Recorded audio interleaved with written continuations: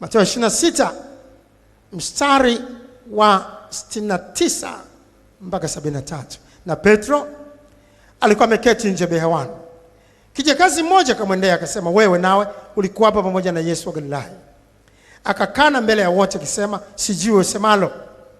Naye alipotoka nje hata ukumbini, mwanamke mwingine alimuona, akawaambia watu waliokuwa huko, huyu alikuwa hapa pamoja na Yesu Mnazareti. Akakana tena kwa kiapo, simjui mtu huyu. Punde kidogo wale waliohudhuria wakamwendea, wakamwambia Petro, hakika wewe nawe mmoja wao, kwa sababu hata usemi wako wa kutambulisha. Ndio tunatakiwa kutambulishwa hivyo kwa nje tu. Ni barua inatakiwa kusomwa na watu wote.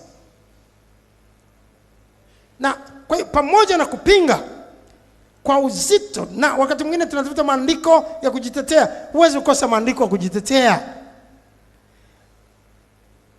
Andiko unaweza kulipinda ukalipeleka vile unavyotaka wewe ili likutetee.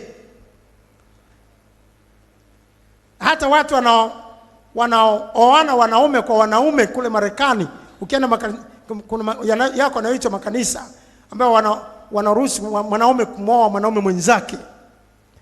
Wanatumia maandiko, Biblia hii. Na andiko wanalotumia kuhalalisha ushoga wao huo, wanasemaje?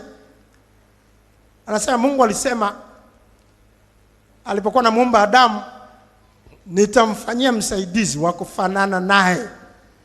Sasa wanasema msaidizi wa kufanana naye mwanaume, sio mwanamke, kwa sababu mwanamke ana matiti. Mwanamke makalio yake yako tofauti na mwanaume. Mwanamke sura yake unaona yuko kike. Wa kufanana naye manake mwanaume mwenzie. Wanatumia maandiko na kuyapinda na kusema sio mwanamke, ni mwanaume, wakati ukweli uko wazi. Aliyefanyika hapo msaidizi ni mwanamke, Hawa. Lakini ukitaka kujitetea unaweza kutafuta andiko lolote tu na kulipinda unavyotaka wewe. Bwana tusaidie tusijitetee. Lakini dhamiri za mataifa zitusute. Na utaona kama kweli mtu umeokolewa, mataifa wakizungumza hivyo, pamoja na kujitetea, kuna vitu bado vinakuumiza ndani. Unaweza kujitetea kwamba hii ni sawa tu, wewe hujui maandiko, wewe si nini, lakini moyoni kuna kitu kinakusuta. Mimi nakumbuka mwanzo hivyo uchanga wangu katika kuokoka. Nilikuwa na biashara ambayo nilikuwa nauza kaseti za muziki wa dansi. Nimeokoka, nasema ni uchanga. Miezi michache tu nimeokoka, sijajifunza chochote, sijakaa katika mafundisho ya kweli. Nikawa nauza kaseti za mafundisho, sio kaseti za mafundisho, ni kaseti za dansi kabisa. Na nilikuwa na mashine ya kurekodi kaseti kwa dakika 3. Unapata kaseti yako. Ndio ilikuwa ya kwanza Dar es Salaam nzima. Watu walikuwa wanamiminika kwa ajabu, wanatoka mji, katikati ya mji, wanakuja kwenye biashara yangu. Ilikuwa katika mtaa wa Ngarambe kule Temeke. Paka leo ukienda huko, ukikuta watu wa zamani Temeke watakueleza. Na ilikuwa ni foleni, umati mkubwa sana wa watu. Magari ni foleni, utafikiri wamekuja sokoni. Na miziki ya dansi mipya kabisa ndio ilikuwa inaingia. Ndio sio tunaileta ya kwanza Dar es Salaam. Tulikuwa tunaagiza wakati hizo inaitwa album za Santuri, tunaziagiza kutoka mbali kabisa, zinaweza kutoka Ufaransa. Hizo rekodi hizo zinatoka, tunaagiza moja kwa moja kutoka Kinshasa kule Zaire, wakati wale wanaita ambayo ni Kongo ya sasa, DRC. Tunaagiza kutoka Marekani, kutoka Ulaya, na wakati ule hakuna Santuri. Tunazifuata Nairobi, na tunakuwa na muziki ya dance ya kisasa sana kuliko sehemu yoyote Dar es Salaam. Sasa katika uchanga wetu, niko na mke wangu, ndio tulikuwa mke wangu anauza duka na mimi nasaidiana, ndio manager, mke wangu manager msaidizi. Tunapokea kaseti za dansi, tunauza. Sasa tunaendelea kuhubiri hivyo hivyo. Wengine wanakuja, Wengine wakuja, tunawapa kaseti za muziki wa dance, halafu tunahubiria. Tunaeleza habari za Yesu. Natakiwa kumpokea Yesu. Natakiwa kuokoka. Wanatushangaa sana. Sasa mmoja ndio siku moja akatujia juu sana. Akasema sasa wewe unahubiri sana wokovu. Sasa wokovu, mbona nyinyi ndio mnatupa muziki wa dance hapa? Nyinyi ndio mnatupa muziki wa dance. Wakati ule ndio wako wale akina Franco, Rambo, Luanzo, Makiadi. Ndio hizo muziki ya nyakati hizo ndio imepamba moto. Sasa ndio waambia, sasa hizi nyimbo hizi ndio nyinyi mnatupa. Sasa mmeokoka, hii ndio atuelewe. Waliokoka sasa unaweza kukana muziki wa dance hapa, halafu katupa. Ninajitetea kwa bidii. Sio muziki wa dance nini? Mungu anaangalia moyoni bwana. Mimi moyoni, Yesu kabisa anajua, tena shahidi kwamba mimi naenda mbinguni. Napiga kelele mpaka namshinda kwa hoja. Nilikuwa mbishi, huwezi kushindana mimi. Nabishana naye mpaka nanywea. Tena kwa sababu yeye amenifuata mimi mwenyewe mteja, halafu mimi mwenyewe ndio mwenye pesa pale. Bwana mshinda tu. Halafu mwisho anasema, "Haya bwana." Anaondoka. Lakini akiondoka, ninashangaa kuna kitu ndani kinakereketa. Ndio hiyo inaitwa dhamiri. Kuna kitu kinakereketa jamani. Wewe lakini hii dansi sio mapenzi ya Mungu. Tunashindana, tunakaa na mke wangu tunajadili. Tumejadili na kushindana na hilo. Tukikaa tukiona kama imepoa, anakuja mwingine kama kichaa. Anatembea hivyo. Basi. Sasa hatuna mtu wa kutufundisha. Hatuna mtu wa kutufundisha ukweli. Wazee wa kanisa wanakuja pale, tunacheka tu nao, hawatuambii chochote. Tunanunulia hata na soda, wanatoka tu Bwana asifiwe. Amen. Kwa hiyo tunatiwa moyo kwamba kama kungekuwa na tatizo mzee wa kanisa angetuambia. Kimya. Wazee wa kanisa, tuzungumze kweli. Watumishi wa Mungu, tuambie watu kweli. Kama ningeambiwa kweli tangu mwanzo, ningekaa. Nilikuwa nampenda Mungu kabisa. Nilikuwa nataka kufanya chochote anachoniambia Mungu. Kama tunawacha mtu tu mpaka hangaike, mpaka roho mwenyewe tu azungumze naye, inachukua muda mrefu sana hata kusikia sauti ya Mungu na kuielewa. Lakini baadaye pamoja na kushindana na sauti ile, tukazidi kukosa amani katoweka. Na muda sio mrefu baada ya pale, naambia mke wangu, basi hii biashara tunafunga. Mke wangu akisema na mimi sina amani na biashara, afadhali tukae hata kama hatuna hela. Wakati ule ilikuwa ni gazeti moja tu la Kiswahili lilikuwa linatembea mitaani nchi nzima ya Tanzania. Ni gazeti la Uhuru tu na Mzalendo yake Jumapili. Nikaenda kwenye gazeti la Uhuru kuweka tangazo kubwa kwamba kampuni yetu ilikuwa inaitwa Editions Mulanga Limited. Kasema wateja wote ambao hawajaja kuchukua kaseti zao wanatakiwa kuchukua kaseti zao mara. Tukatoa muda hapo, tukatoa wiki kadhaa kwamba waje zichukue. Tukaeleza kwamba tunafunga biashara hii kwa sababu tumeokoka. Tukaandika hivyo kwenye gazeti la Uhuru. Tunafunga biashara hii kwa sababu tumeokoka. Kwa hiyo hatutaki deni na mtu. Mtu yeyote anatakiwa kuja kuchukua kaseti zake, kwa sababu biashara hii hatutaendelea nayo kufikia tarehe fulani. Watu kana kuja, jamani, tumesoma hivi. Sasa ndio chukueni kaseti, tumeokoka, tunafunga hii. Mashine hizo wakati huo ni za thamani sana. Tulikuwa tunaingiza fedha wakati mwingine 100,000 kwa siku. 100,000 kwa siku mwaka 1980. 81 ni hela nyingi sana. Wakati ule lita moja ya petroli ilikuwa shilingi 7. Lita moja petroli ilikuwa shilingi 7. Kwa unapozungumzia 100,000 kwa siku, ilikuwa hela nyingi sana. Kwa ndio tukafunga biashara. Watu wanatushangaa, wanazungumza, nasema hapana, tumeokoka basi, hatutaki. Ndio tukamalizana na muziki ule. Na baada ya pale tukaanza kumtafuta Mungu kwa bidii sana. Tukawa tunaomba usiku usiku wa manane, usiku tunakesha mikesha. Tunaomba, tunamwambia Mungu, tunataka kufanya mapenzi yako. Hebu tufundishe. Tumezunguka makanisa kutafuta mafundisho. Tunatoka kanisa hili, tunaenda kanisa hili. Kanisa hili tunatafuta kiu, sio tu kusikiliza mstari mmoja na mtu anahubiri basi naishia. Tunataka atufundishe yale atupasayo kufanya. Tuna kiu na shauku ya kujua mapenzi ya Mungu. Ikawa sasa ni Mungu tu mwenyewe anatufundisha. Ndipo tukaanza kwenda hatua kwa hatua, Roho anatufundisha. Tu wakati mwingine tunakaa tu wenyewe, ni Roho, tunasikia sauti yake Mungu anatufungua maandiko mahali fulani, ambao ni kazi nzito sana. Tunaanza kutafakari maneno ya Mungu hapo.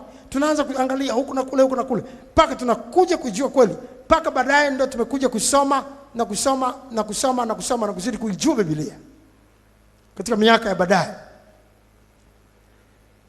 Kwa hiyo sasa ikafikia sasa wakati tumeshajua kwamba kumbe sisi sio barua inaweza kusomwa na watu wote. Sio mji ambao huko juu ya mlima ambao hauwezi kusitirika. Tuna upungufu. Ndio tukamaanisha kukaa katika neno hili ambalo tunajifunza leo.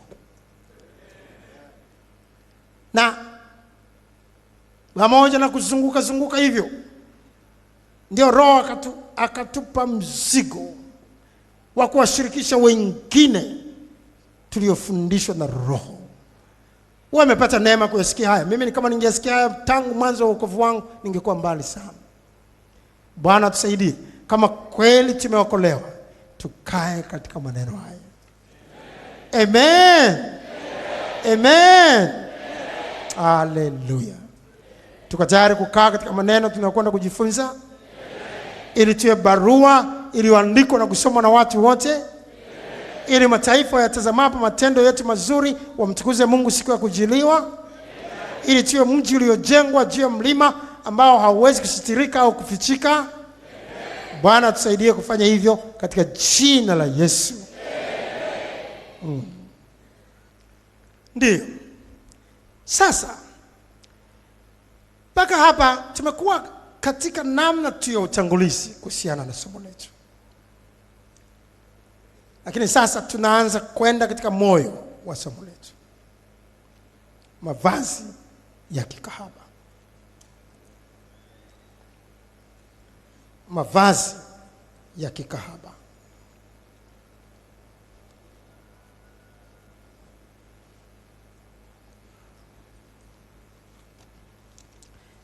Mavazi ya kikahaba.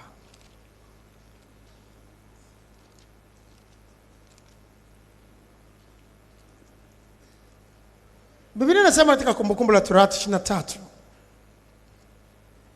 mstari wa 17 mpaka mstari wa 18. Kumbukumbu la Torati 23 mstari wa 17 mpaka mstari wa 18. Pasiwe na kahaba katika binti za Israeli.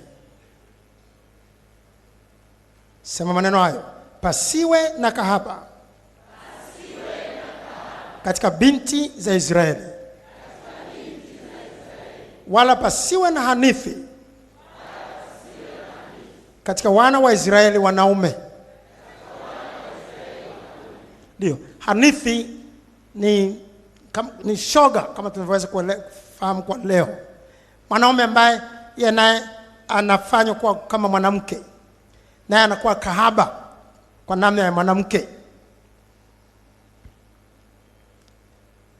Pasiwe na kahaba katika binti za Israeli, wala pasiwe na hanithi katika wana wa Israeli wanaume.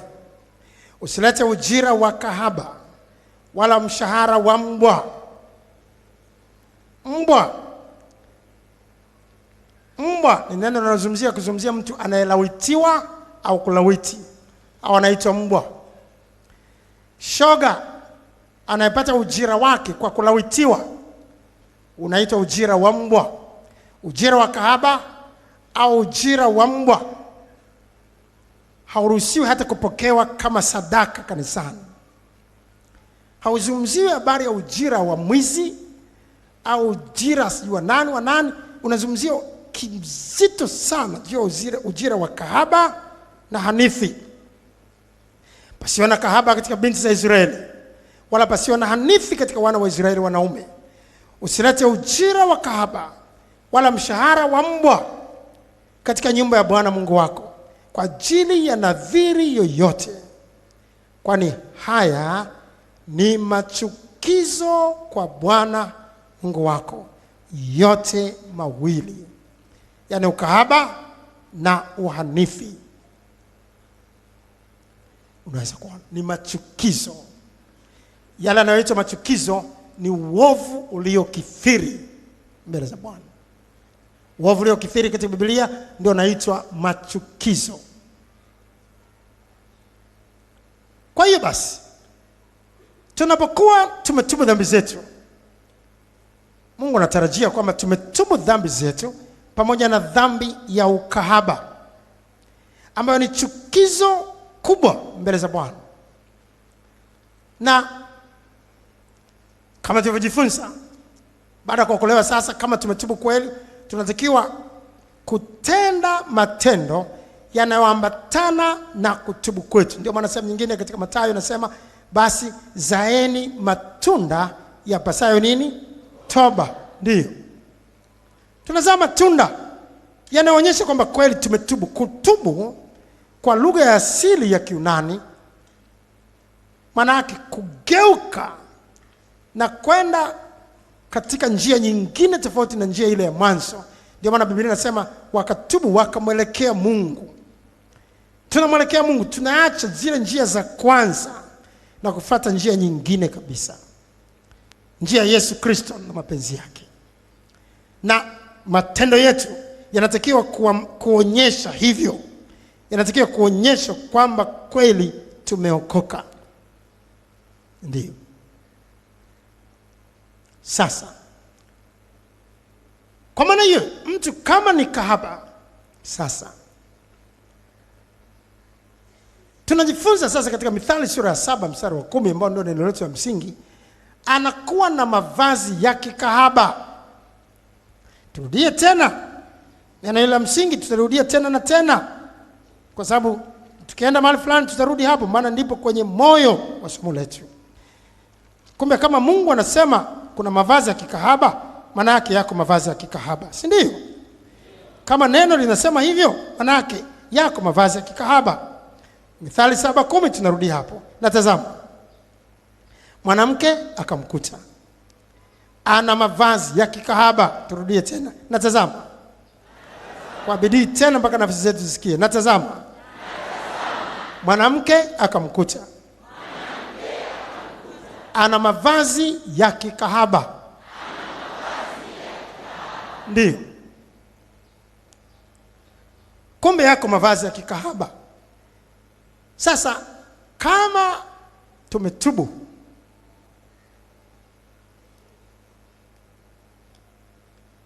maana yake yale yote yalikuwa na matana na dhambi hiyo lazima tuyaondoe.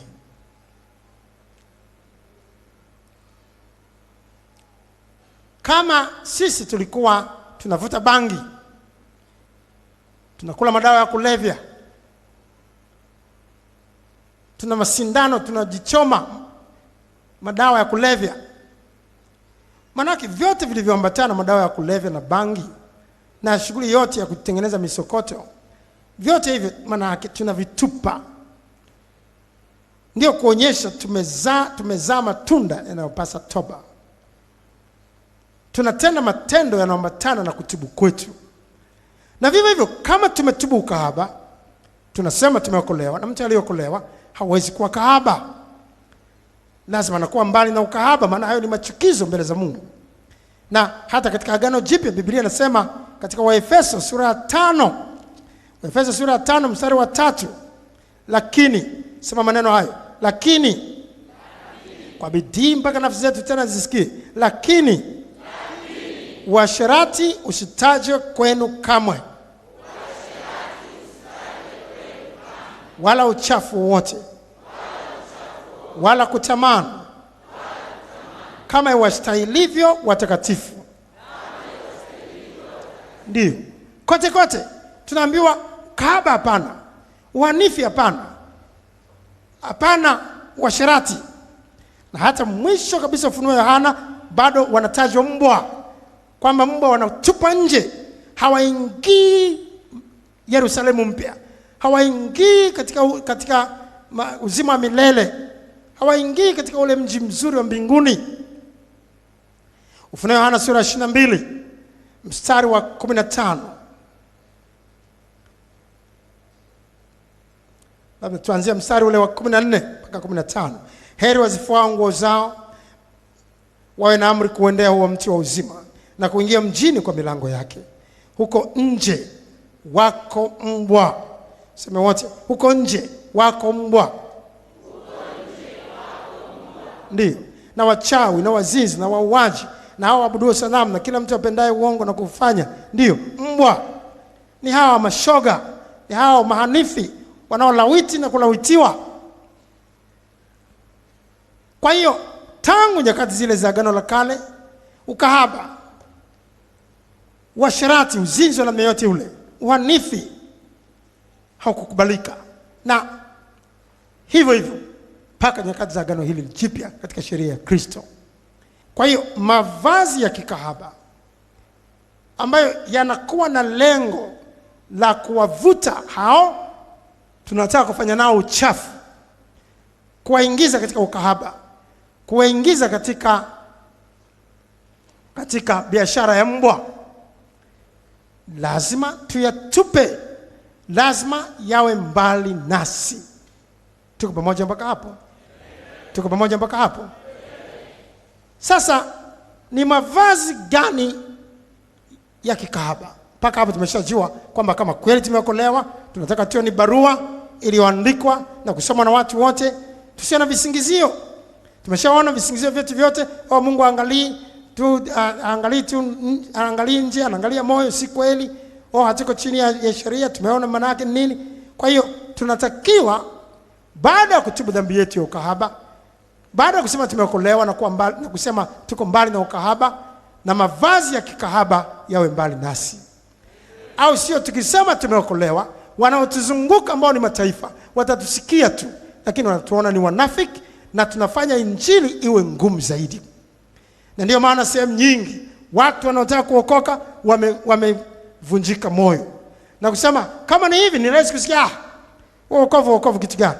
Wakati mwingine tunaenda kuhubiri huko na kule, tunaambia watu waokoke, unasema umeokoka nini? Yule si mnasali naye yule, kama yule anasema ameokoka, siwezi miko kuokoka. Kama ni kuokoka vile, waongo nafiki tu nyinyi, waongo tu nafiki. Kwa hiyo tumezuia watu, tumewafungia mlango wasiingie. Tukitupa mavazi ya kikahaba, tukaonyesha toka nje, itakuwa rahisi watu wa kuwavuta katika wokovu. Haleluya. Lakini tumevaa mavazi ya kikahaba. Nakumbuka mwanamke mmoja amevaa mavazi ya kikahaba akasimamishwa na wanaume. Wanaume wale wanajua, wanaangalia kwa mavazi, kwa sababu ni rahisi kumfahamu mtu ni rahisi kumfahamu mtu kwa mavazi yake.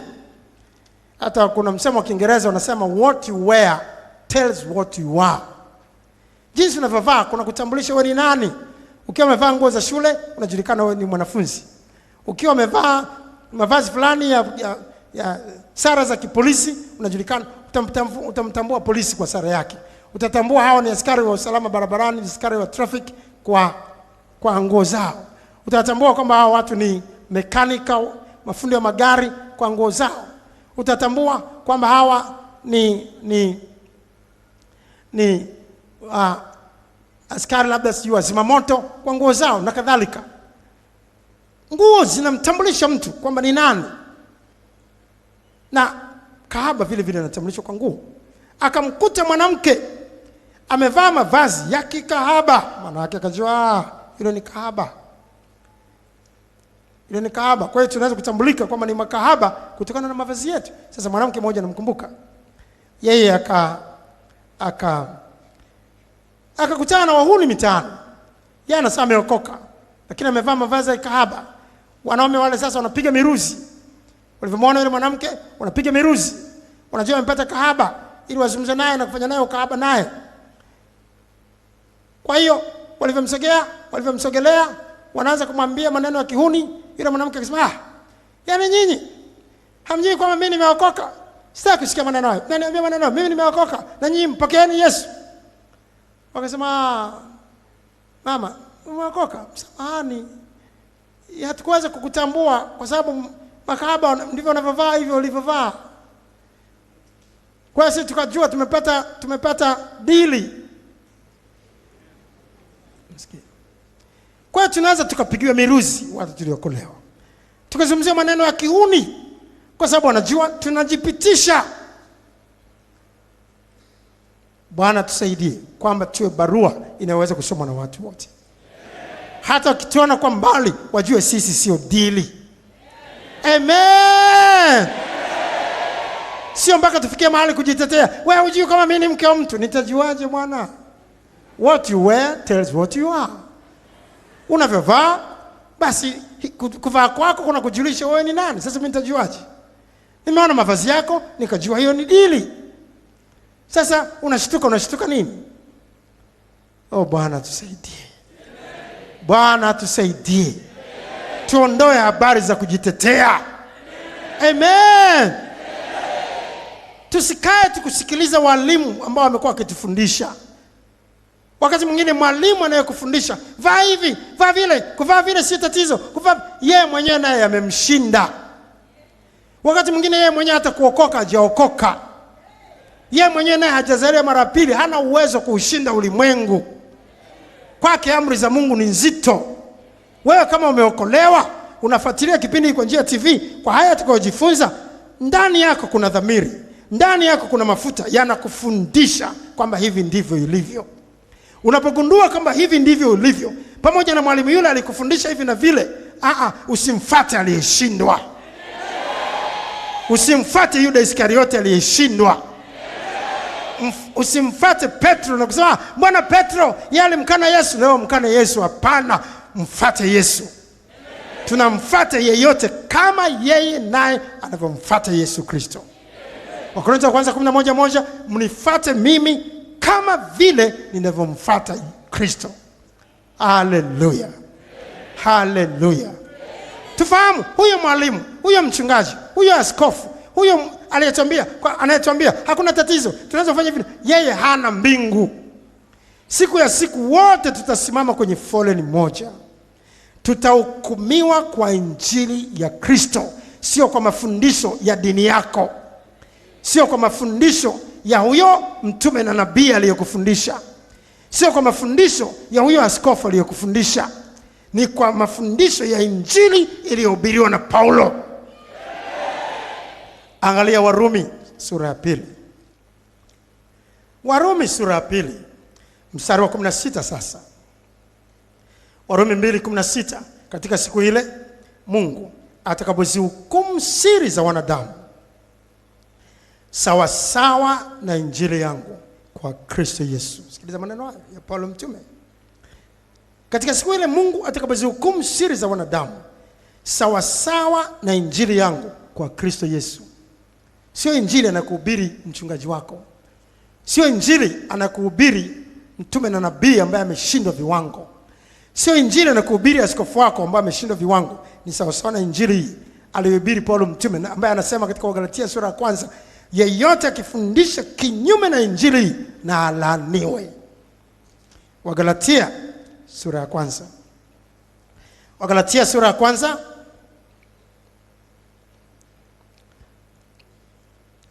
Wagalatia sura ya 1 mstari wa 6 mpaka mstari wa 8. Mpaka mstari wa 9, samahani. Wagalatia sura ya kwanza mstari wa 6 mpaka mstari wa 9. Wagalatia 1:6 mpaka 9.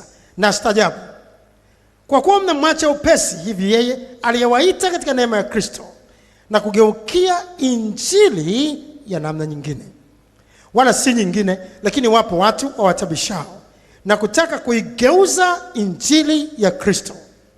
Lakini ijapokuwa sisi au malaika wa mbinguni atawahubiri ninyi injili yoyote isipokuwa hiyo tuliyowahubiri, na alaniwe. Kama tulivyotangulia kusema, na sasa nasema tena, mtu awaye yote akiwahubiri ninyi injili yoyote isipokuwa hiyo mlioipokea, na alaniwe. Angalia maneno hayo. Tutahukumiwa kwa injili hii ya Paulo mtume, na sisi wachungaji, sisi walimu tunatakiwa kuhubiri injili hii bila kuchuja viwango. Tukihubiri injili ya namna nyingine yoyote kwa kutetea ukahaba na mavazi ya kikahaba, tunakuwa tumejiweka wenyewe chini ya laana. Lazima tuogope kwa walimu. Biblia inasema katika Yakobo sura 3 mstari wa 1, tusio walimu wengi, kwa sababu tutapata hukumu kubwa zaidi sisi walimu ambao tunawakosesha watu na kuwapeleka katika njia isiyo sahihi. Na ndio maana maandiko yanasema kama hatujalifahamu neno la Mungu kwa uthabiti, hatakiwi kufundisha neno kama na kuwakosesha watu wengine kama hatujalifahamu neno la Mungu kwa uthabiti. Afadhali tukae kwanza chini tujifunze kabla ya kufundisha. Hukumu kule motoni zinatofautiana. Hukumu ya juu kabisa ya kwanza ni ya shetani, alafu inakuja ya mpinga Kristo na manabii wa uongo, alafu inakuja ya malaika zake shetani, malaika walioasi, alafu wanaofuatia kwa ukali wa hukumu ni walimu wa neno la Mungu ambao wamewapotosha watu wakaelekeza njia isiyo, alafu ndio watafuata hao ambao wameelekezwa na kupotoshwa, ndio wanakuwa wa mwisho. Unaweza kuona Timotheo kwanza sura ya kwanza mstari wa 7, wapenda kuwa walimu wa sheria, ingawa hawayafahamu wasemayo, wala mambo yale wayanenayo kwa uthabiti. Tunatakiwa kwanza tujifunze, tuwe na muda wa kujifunza sisi wenyewe, tuthibitike katika imani, tuthibitike katika maandiko, tuifahamu njia ya Bwana kwa usahihi, alafu ndipo tuwafundishe wengine. Bwana tusaidie basi kwamba tutaifahamu njia ya Bwana kwa usahihi kuhusiana na mavazi, ili amkini tuyatupilie mbali mavazi ya kikahaba, hata tukitembea kila mahali wajue kweli tumeokolewa, kweli sisi ni wanafunzi wa Yesu. Amen. Kwa hiyo kama umekuwa unafuatilia kipindi hiki kwa njia ya TV na huna Biblia, karibu upate Biblia yako kwa haraka. Tafuta daftari na kalamu ili uandike yale tutakayokuwa tunajifunza. Wakati tunakwenda sasa hatua kwa hatua kwa undani sana, tukiwa tunachambua na kuyafahamu mavazi ya kikahaba ili tujiepushe nayo. Amen. Hallelujah. Sasa tutayatambuaje mavazi ya kikahaba? Tunawezaje kuyatambua mavazi ya kikahaba? Sasa tutakwenda hatua kwa hatua ili tupate kujifunza na kuyafahamu mavazi ya kikahaba na kujua jinsi ambavyo shetani wakati mwingine anajigeuza awe mfano wa malaika wa nuru ili apate kutupoteza na tujikute sisi tunasema tumeokolewa, alafu tujikute tunaabudu hata miungu na kuyakaribisha mashetani katika maisha yetu bila kujua. Sasa kuna mambo kadha wa kadha ya kuangalia katika kujua mavazi ya kikahaba. Kwa hiyo tunaangalia misingi kadhaa sasa iangalia ili tupate kujua haya ni mavazi ya kikahaba. Hatutakiwi kuvaa wa Kristo, hatutakiwi kuvaa watu tuliokolewa. Msingi wa kwanza, hatutakiwi kubadili matumizi ya asili. Tuseme wote, hatutakiwi kubadili matumizi ya asili. Hatutakiwi kubadili matumizi ya asili. Tena, hatutakiwi kubadili matumizi ya asili. Ndiyo.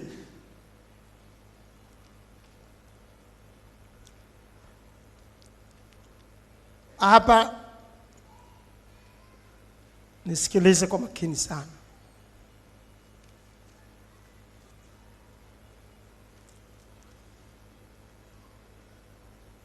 Ni muhimu kuelewa kwamba Biblia inasema katika Efeso 4 mstari wa 27, wala msimpe ibilisi nafasi. Sema hivyo, wala msimpe ibilisi nafasi. Tena, ndio, majini au mapepo,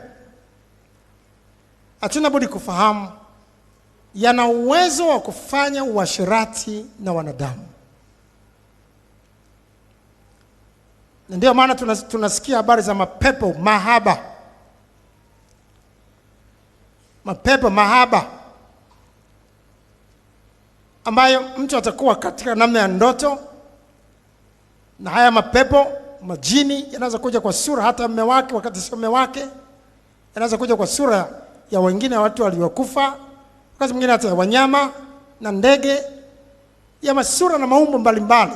Haya, mtu anaonekana mzuri sana, mwanaume mzuri sana au mwanamke mzuri sana, na yanakuja kufanya uasherati au kahaba na mtu kwa namna zote. Wakati mwingine na mtu akajikuta analawitiwa kwa njia hiyo, au anafanya uasherati na uzinzi kwa njia ya kawaida, lakini na mapepo. Na wakati mwingine anaweza kuona katika ndoto amezaa watoto au amefungisha ndoa na huyo mwingine, na baadaye mtu akikaa sana, baadaye anaweza kujua kabisa hilo ni jini, ni pepo aliyefunga naye ndoa. Anampeleka sijui miji ya mbali mizuri sana, anamuonyesha nyumba sijui na za kwake sijui na vitu vya namna hiyo, na mtu anaweza kuona ni kama amepata mimba, anaonyesha watoto wakati akiinuka hivi, akiinuka katika ndoto yake au maono hayo, anakuta wala hamna mtoto wala hakuna mimba wala chochote, anajikuta anaingia katika siku zake.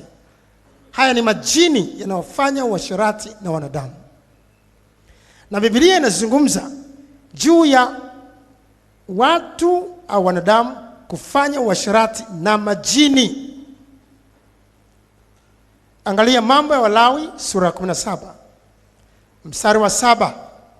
Majini yanafanya uasherati na wanadamu. Mambo ya Walawi 17 mstari wa 7.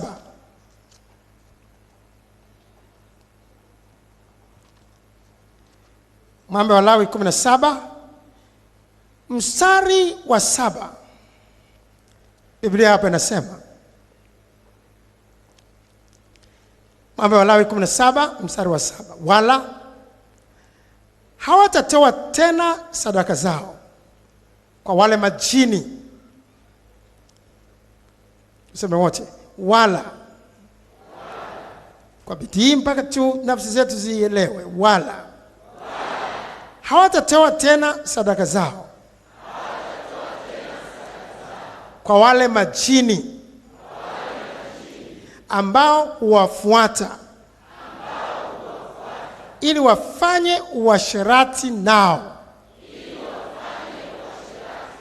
Ndio, majini yanatafuta sana kufanya uasherati na wanadamu,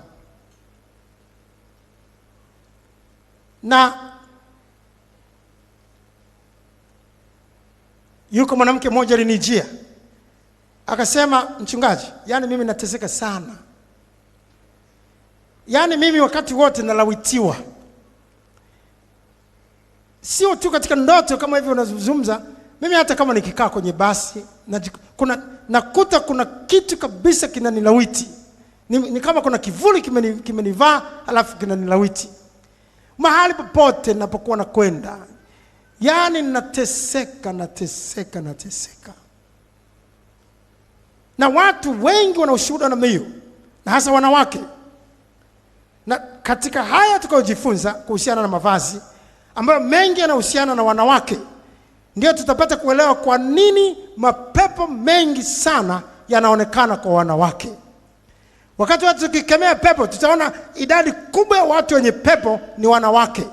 Na mgogoro mkubwa na chanzo kikubwa ambacho ni mlango wa ibilisi kuingia, majini kuingia kuwafuata wanawake, ni mavazi ya kikahaba. Bwana tusaidie kupata ufunuo huu leo. Bwana tusaidie kupata ufunuo huu leo. Na ndio maana Mungu akisema, wala msimpe ibilisi nafasi. Sasa nisikilize kwa makini. Miongoni mwa kazi za kishetani ni kubadili matumizi ya asili ya viungo vya wanadamu na kuyafanya yasiwe ya asili. Nyuma ya kubadili matumizi ya asili na kuyafanya yasiwe ya asili, matumizi ya viungo vya wanadamu, nyuma ya kazi hiyo kuna roho kamili ya shetani. Kwa mfano, katika habari ya ulawiti, mwanaume kufanya uzinzi au uasherati na mwanaume mwenzie, hanifi kama tulivyojifunza. Kuna roho ya shetani kabisa nyuma ya hilo, katika kubadili matumizi ya asili yawe yasiyo ya asili. Mwanaume kumlawiti mwanamke kwa kisingizio kwamba huyu ni mke wangu. Kuna roho nzito kabisa ya shetani nyuma ya hilo, ya kubadili matumizi ya asili yawe yasiyo ya asili. Na anaweza kushangaa mtu anasema ameokolewa mwanamke, lakini analawitiwa na mume wake, na anafurahia hivyo. Tukifanya hivyo tayari tumempa adui kabisa nafasi ya kupenya. Itakuwa vigumu kushinda majini. Na ndio maana utaona watu wengi wanasema wameokolewa, lakini wana mapepo tu hayaishi. Kemea, pepo wanatoka, wanarudi ndani ya mtu yule. Pepo wanatoka, wanarudi ndani ya mtu yule. Lazima tuangalie mazingira. Je, kuna wapi tumemfungulia mlango ibilisi? Na mlango mkubwa wa ibilisi ni kupitia katika mavazi ya kikahaba, ambayo kimsingi kazi ya mavazi ya kikahaba ni kuwavuta watu. Ukishavaa mavazi ya kikahaba, unajitangaza wewe ni kahaba. Kwa hiyo unavuta makahaba kuja kuwa nawe. Sasa tupige hatua kutokea hapo. Wengi wetu tunafahamu habari za Sodoma na Gomora, jinsi ambavyo miji ya Sodoma na Gomora ilivyoteketezwa. Na sababu ya miji ya Sodoma na Gomora kuteketezwa ilikuwa ni wanaume kufanya uzinzi na wanaume wenzao, na hata wakatamani kuwalawiti malaika. Ni Mwanzo sura ile ya 19, karibu sura nzima. Kumbe nyuma ya kazi hizi, pamoja na hawa, kulikuwa na mashetani yanafanya kazi kwa jinsi moja na hawa. Angalia sasa ufafanuzi huo katika kitabu cha Yuda. Yuda sura ya 1 mstari wa 6 mpaka wa 8. Na malaika wasioilinda nchi yao wenyewe, lakini wakaacha makao yao yaliyowahusu. Hao ndio wanazungumzia mashetani, mapepo, majini ambayo yako pamoja na shetani mwenyewe, ambao waliacha enzi yao mbinguni, wakaacha makao yao yaliyowahusu mbinguni, wakatupwa nje, wakawa majini, wakawa mashetani, wakiongozwa na shetani aliyekuwa Lucifer, malaika mkuu mbinguni. Ndio hao na malaika. wasiolinda nchi yao wenyewe, lakini wakaacha makao yao yaliyowahusu. Amewaweka katika vifungo vya milele chini ya giza kwa hukumu ya siku ile kuu, kama vile Sodoma na Gomora na miji iliyokuwa kando kando, waliofuata uasherati kwa jinsi moja na Hawa. Sikiliza maneno haya, tuseme wote: kama vile Sodoma na Gomora na miji iliyokuwa kando kando,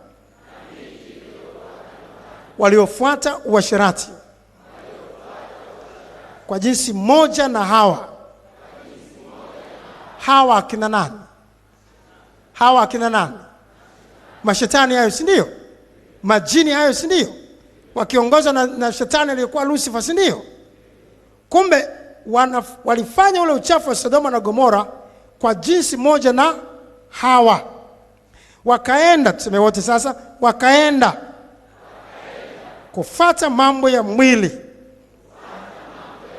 yasiyo ya asili. Aha. Kumbe namna yote ya kufuata mambo ya mwili yasiyo ya asili, kubadili matumizi ya asili na kuyafanya yawe yasiyo ya asili, nyuma yake kuna akina nani? Kuna akina nani? Kuna mashetani, ndio. Kuna mashetani, ndio.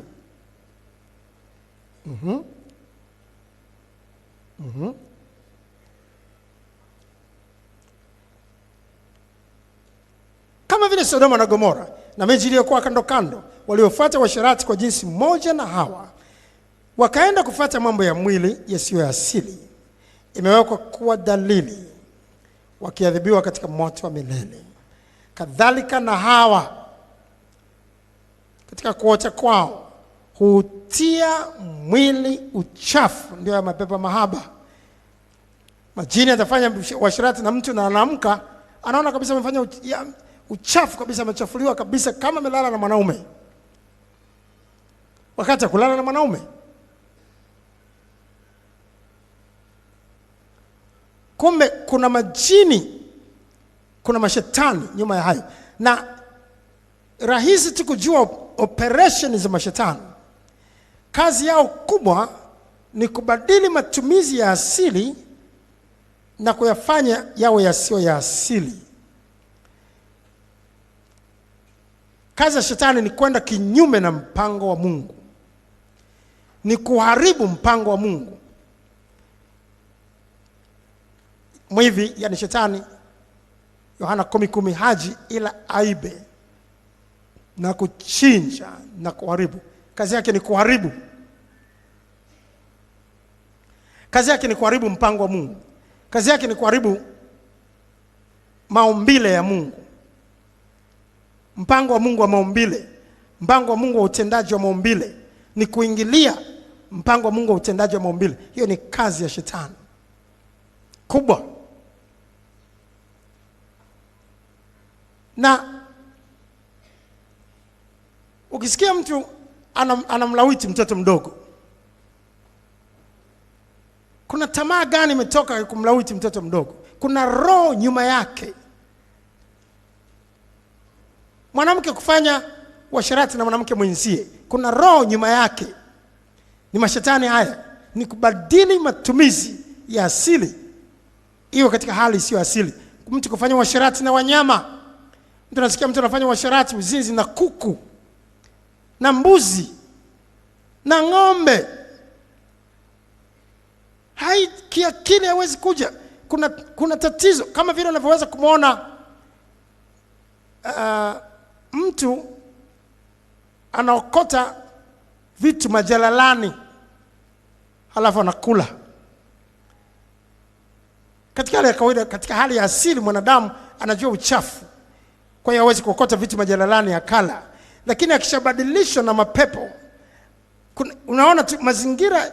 Mojawapo kati ya kujua kazi ya shetani, yale mambo ya asili yanabadilishwa. Unajua kuna shetani nyuma yake. Yule mtu sasa anatamani vitu vya majalalani kuvila. Hataki nguo za kawaida, anataka kuvaa marapurapu na kutembea na makopo ambayo yako katika mwili wake.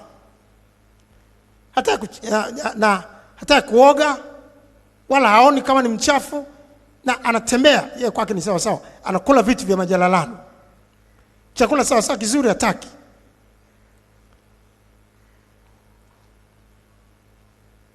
Kama katika sura ya 5 ya Marko, anataka kulala makaburini, akifungwa pingu anazikata kabisa kama kukata kamba. Hiyo sio nguvu ya asili ya mtu, kuna mashetani nyuma yake. Amen. Ambayo yanahusika katika kubadili matumizi ya asili na kuwa yasiyo ya asili. Angalia Warumi sura ya 1 mstari wa 26 mpaka mstari wa 28 tunasoma. Hivi Mungu aliwacha wafuate tamaa zao za aibu, hata wanawake wakabadili matumizi ya asili kwa matumizi yasiyo ya asili. Wanaume nao hivyo hivyo waliacha matumizi ya mke ya asili, wakawakiana tamaa. Wanaume wakiyatenda yasiyopasa, wakapata nafsini mwao malipo ya upotevu wao yaliyo haki yao. Na kama walivyokataa kuwa na Mungu katika fahamu zao, Mungu aliwaacha wafuate akili zao zisizofaa, wayafanye yasiyowapasa. Katika mpango wa Mungu wa uumbaji, Mungu sasa alivyotuumba, ametuumba na kuona tuko kamili kabisa. Alivyoumba viumbe wake, mwisho wa uumbaji wake, Biblia inasema katika Mwanzo sura ile ya 1 mstari ule wa 31, Mwanzo 1:31, Mungu akaona kila kitu alichokifanya, natazama ni chema sana. Tuseme wote, ni chema sana. Ndiyo. Kwa hiyo sasa shetani ana kazi yake ni kutupandikizia mawazo, tuone kwamba Mungu katika kuumba hivi alikosea. Tumkosoe Mungu, tumwambie Mungu, ulitakiwa kuumba hivi, hapa alikosea. Hukutakiwa kuniumba hivi mimi, ulitakiwa kuniumba hivi. Hii habari ya mimi kuniambia kwamba natakiwa katika tendo na mwanamke kwenda katika njia hii uliotaka wewe, uliopanga wewe, ulioumba wewe, hapa ulikosea.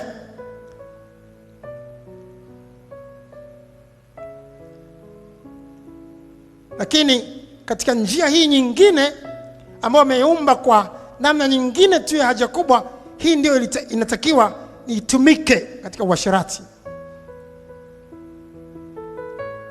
Mungu katika kuumba hivi ulikosea, kwamba mwanaume au na mwanamke. Hapana, ilitakiwa mwanaume au na mwanaume, mwanamke au na mwanamke. Hivi ulikosea. Ulivyonifinyanga hivi sivyo. Ulivyotengeneza nywele zangu hivi sivyo.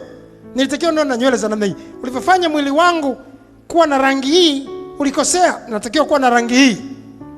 Yote hayo ni kubadili matumizi ya asili na kuyafanya sio asili, na nyuma ya kazi zote hizo yako mashetani.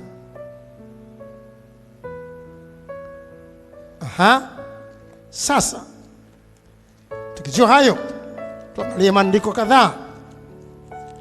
Isaya 29 mstari wa 16. Ninyi mnapindua mambo. Sema maneno hayo. Ninyi mnapindua mambo. Sema kwa bidii mpaka nafsi zetu zisikie. Ndio. Nywele hizi hazifai, niweke nywele nyingine. Nijichubue ngozi, itoke rangi hii, uwe na rangi nyingine. Njia hii ya uzazi ambayo Mungu ameitaka haifai. Nitumie njia ya haja kubwa katika uasherati wangu. Mwanamke kwa mwanamke, mwanaume kwa mwanaume. Mnapindua mambo. Sema hivyo. Ninyi mnapindua mambo. Je, mfinyanzi ahesabiwa kuwa kama udongo, kitu kilichofinyangwa? Kimnene yeye aliyekifinyanga, hakunifinyanga huyu? Au kitu kilichoumbwa, kimnene yeye aliyekiumba, yeye hana ufahamu? Angalia maneno hayo. Kilichoumbwa sasa kinapopindua mambo, kimsingi kinamaanisha huyo aliyeumba hana ufahamu. Hii njia ya uzazi sio nzuri sana kama njia ya haja kubwa. Ilitakiwa iwe hii.